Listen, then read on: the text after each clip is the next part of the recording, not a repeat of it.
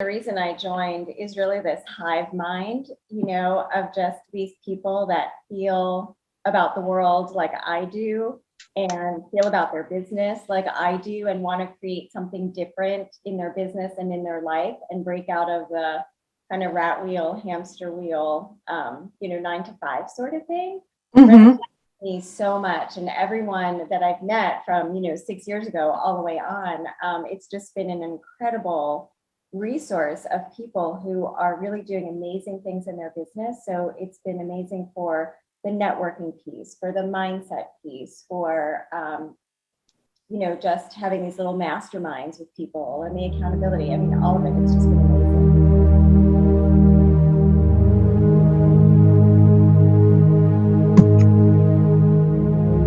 Hello and welcome everyone. Welcome to Tribe Talks, our connected conversations here at the NLBP. I'm Catherine Gagno, the Executive Director. Welcome.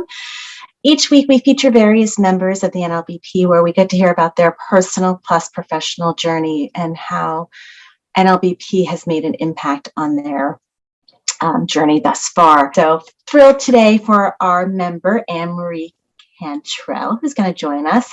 Annmarie is a wellness educator and chef who works to reconnect people, reconnect being the key word here, people to their intuition when it comes to nourishing themselves. Please join me, everyone, in welcoming Annmarie. Good to see you. Thank you for joining us. Yeah, thanks for having me. I know, and I was just, I was reading your bio and sharing your background, and it was funny because we touched on the word when you and I were chatting previously. We touched on the word reconnecting, and then I was just mentioned nourishing and children, and it's all about like this journey. So which we're going to get into, which I love. But before we get into that journey, let's talk about your NLBP journey. And I was like, wow, you've been a member for six years. joined us in June of 2016. So thank you. It was actually, I've known Camille for a bunch of years. And then when she started this group, she was in my area and I was like, this is fabulous. So I went to all of the groups that she had and I was so ready to join. So I had been involved in 2016. And then I got a full-time job cooking for a private school, doing the lunch program at a private school. And so I didn't do it. So actually, it'll be 4 years that I'm actually a member now come February. Okay, fabulous. And I love it. So we count the whole time frame. It's all retro. And I wish I could hire, I'd love that you're there. I'd love to have you come into my children's school and cook. We can all dream. Yeah. So as you've been a member, we have so many benefits that members can tap into, take advantage of. What is one benefit that you have found really beneficial to your journey thus far with NLBP? So albeit 90-day challenge, triads, what or something I didn't mention, but what is something that you feel has been really beneficial? The thing for me and the reason I joined is really this hive mind, of just these people that feel about the world like I do and feel about their business like I do and want to create something different in their business and in their life and break out of the kind of rat wheel, hamster wheel, 9 to 5 sort of thing. Mm-hmm. Me so much, and everyone that I've met from 6 years ago all the way on, it's just been an incredible resource of people who are really doing amazing things in their business. So it's been amazing for the networking piece, for the mindset piece, for just having these little masterminds with people and the accountability. I mean, all of it, it's just been amazing. Okay. So it's that, it's like kind of like your whole approach to business. It's all around like a little bit of that reconnecting and 360, et cetera. It's a theme. That is a theme. It's a big word for me. It was actually my word of the year this year. See? I can't wait to hear what your word of the year will be next year. So, and then, so that kind of leads me into a nice little segue. As when we were chatting, you shared your personal background, not personal, but like kind of where you were prior to what you're doing now, and then the space and kind of, which probably gave you a bit of a foundation and maybe some insights into perhaps what was missing or ways that you could make a difference without being inside the classroom, if you will. So taking your practice and taking it, beyond the walls of a classroom. So yes, you are a teacher. I think you have your master of special ed as well. So I really think that you're so primed for what you're doing because you really have seen firsthand the trials and tribulations of those children with needs, or even everyday children and what they face. So I think you bring such that expertise alone, I think, is just worth not even $1 million but $1 billion, to be honest. So I love that. But how, so, and I know, like I said, reconnect. And I'm going to focus a little bit on children, and you could share a little bit more too about the bigger thing. But I know you do farming, so you've got your hands really kind of in the dirt, as they say, and you're really rolling your sleeves up. But I'd love to hear a little bit from your words how, if you want to share with us either a transformative client experience where that client or group of clients made improvements on a journey that was led by you, I think would be great to kind of hear from your experience, or a little bit about how you approach clients when you're working with them, because then that kind of tells us your story. Would love to hear it. Yeah. So I'll talk about a child. Okay. And I know it's a loaded question too. Sorry. And this is what I love because so I'll work with children who are pretty much really young, like 18 months, 2 years, 3 years. And kids have some challenges that are, problematic for the parents. So a lot of the kids that I work with will not eat. So they're very picky eaters. They'll have tantrums around meal times. They, prefer certain foods, and they'll eat that 24/7. And it's going to be the foods that aren't going to heal their, their bodies. And so for me, it's this reconnection, right? Like we need to reconnect to what our bodies are really craving. And so for children, it's letting kids be kids. So by devising these outdoor programs where kids can come to the farm, be outside, be in the dirt, put their hands in the dirt, have these experiential interactions with food rather than sitting at a table and having the mom go, eat this, and I'll let you watch TV.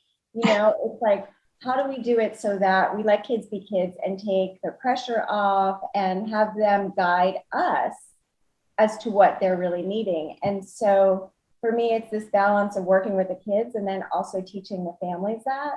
So, and for example, this summer, it's just all been experiential. And so many times, a parent would say, you just put that in his mouth. I'm like, you just put that in his mouth.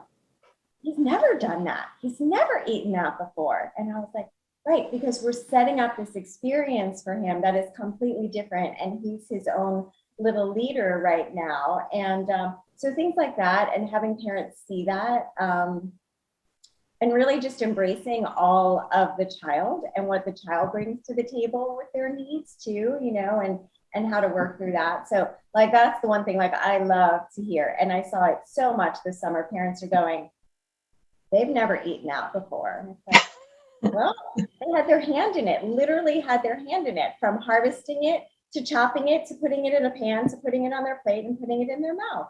It really makes a difference. It's that connection. And then it's getting those parents connected too, from, to where their food comes from, how they're feeding their children, and then reconnecting with their child on a very different level. So that's always been amazing for me.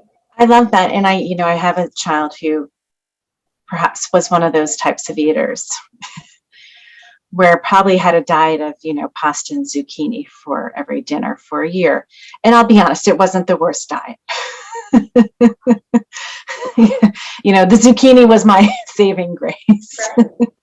But I love that because, and you're right. I think as, personally as a parent, you're like, just eat this.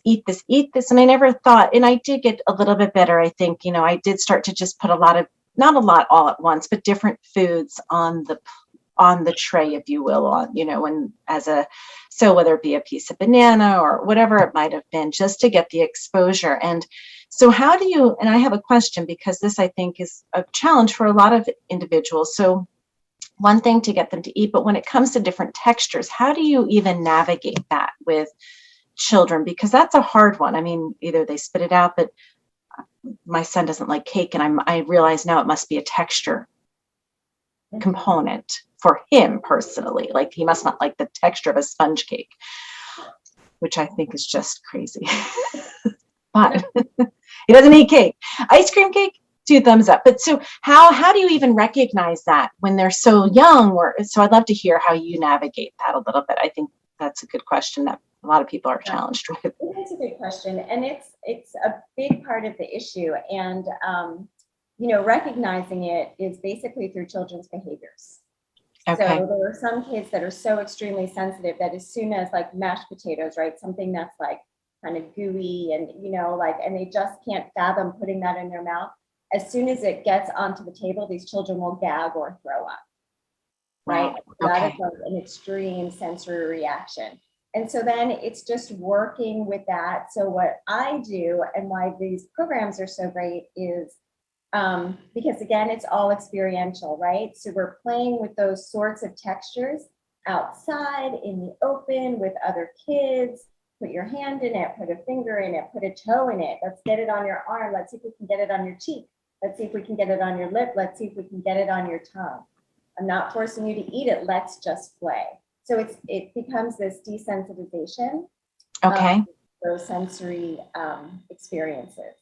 So it's almost like this play-based model of, like, when we think of preschool, there's different methodologies.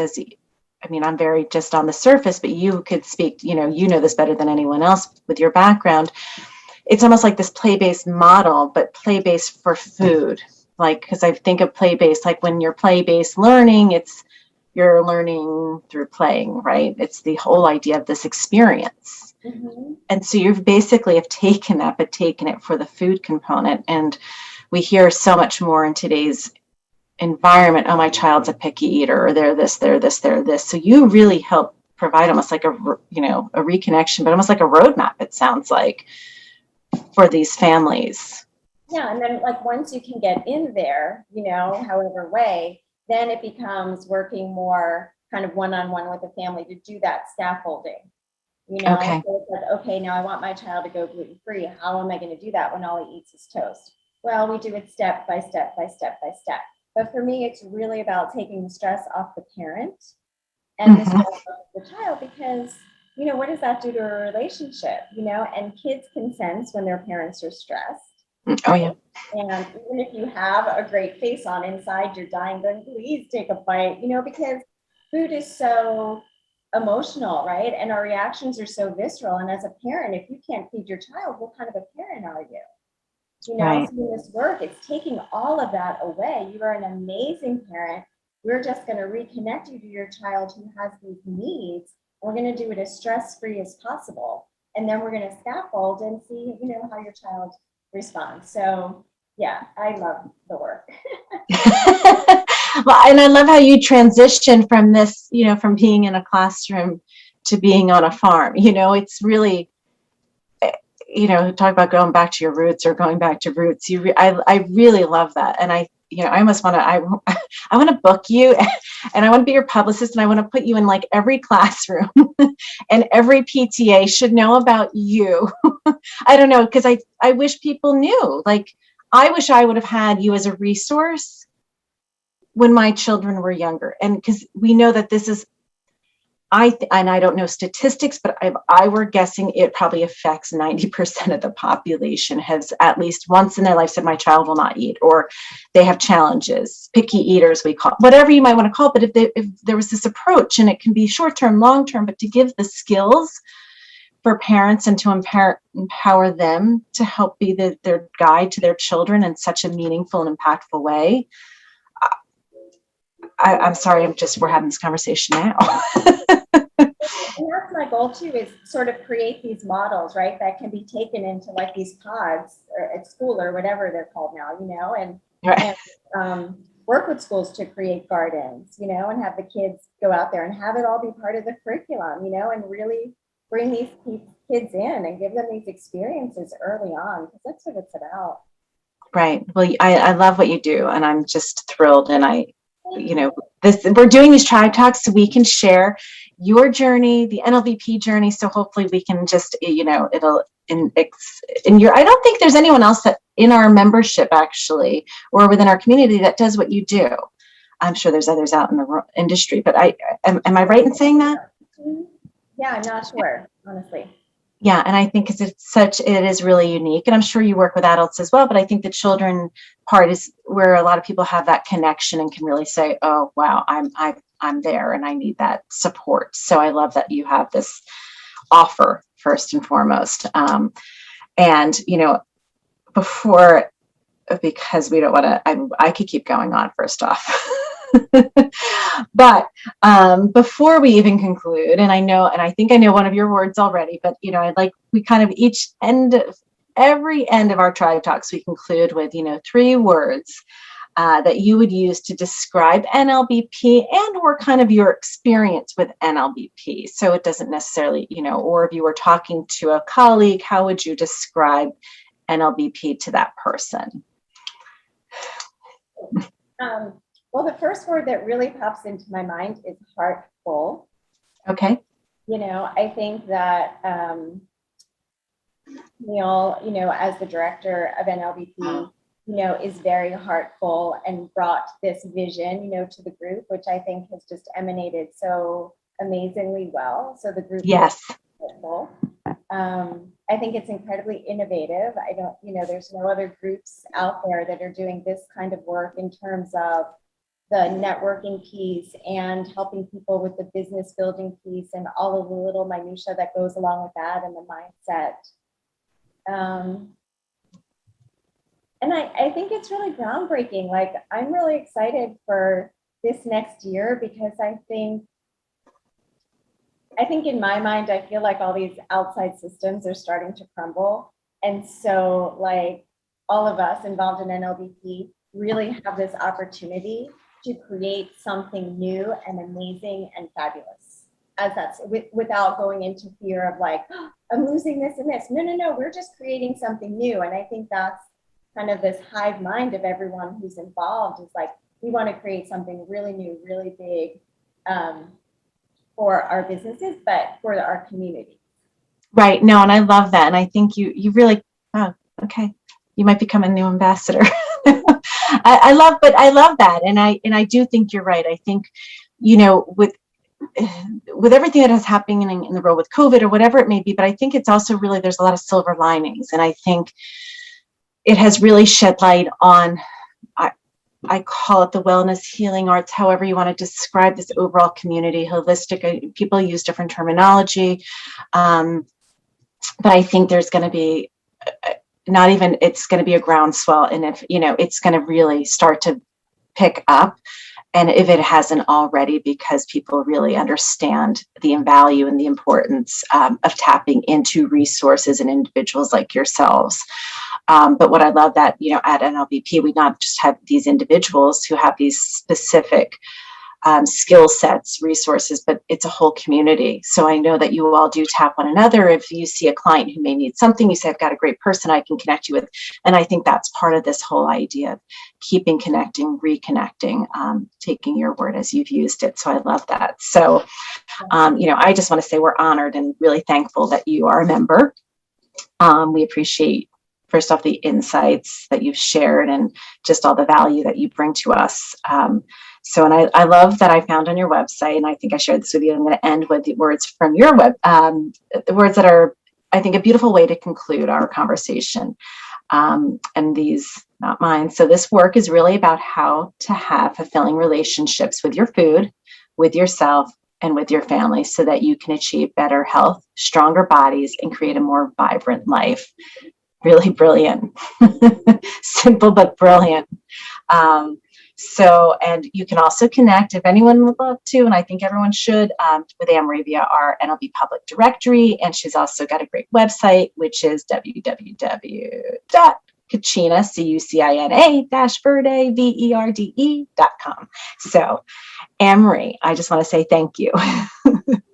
This has been really fun. And I do want to say too that throughout my whole experience here, the members have actually become friends. I love that. They're the people, they are absolutely the people that I think like, ooh, who can I call on for help with this? And those are the first people that I go to. So it's amazing. And as an entrepreneur, it's like your team, right? It's like this independent team of proprietors and practitioners that you can very easily tap into, which I think is really important. And you kind of say that, I know I have, we all kind of have, call it tools, if you will, or people, within our tool belt that we can tap into when we need a problem solved or something. And I think you're spot on with saying that and just bringing that to light and sharing. So thank you. Yeah, All right. We're going to sign off. Thank you so much, Annmarie. Have a great day. thank you. Bye.